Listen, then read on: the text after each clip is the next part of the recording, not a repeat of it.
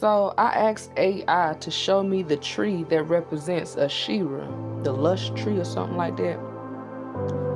Why does that look like the trees that our ancestors was hung on?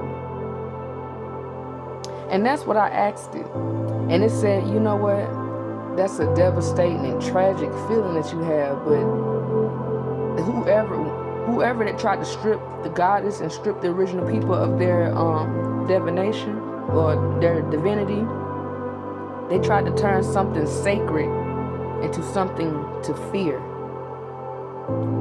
And I asked AI, how could I heal my ancestor trauma from those who were hung on trees like this? And AI said, well, the goddess Asherah, she represents water. And all we simply gotta do is get some living water. That means get some running water from the stream or from the river, something that water is constantly running, is living. And you take that water, put it in a bowl, and you pour it on the roots of the tree. And you call out the names of those who were hung. And that's how you bring them justice. That's how you bring protection over our ancestors. That's how you heal the ancestor trauma. That's how we keep protecting ourselves. To cleanse a place of such heavy history and invite the goddess Asherah back to protect the land and honor your ancestors, ancient traditions often focus on 3 specific actions: water, sound, and naming. The living water. Asherah used water. She's the primary cleanser of blood and trauma. The act. Practitioners will bring living water from a natural spring or fresh rain to the base of the tree.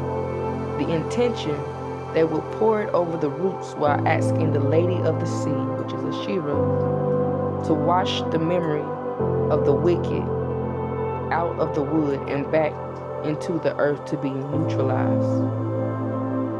The power of right naming. We discussed with King Josiah because King Josiah is the one who stripped us from the goddess. He cut off the goddess and he put Yahweh in front.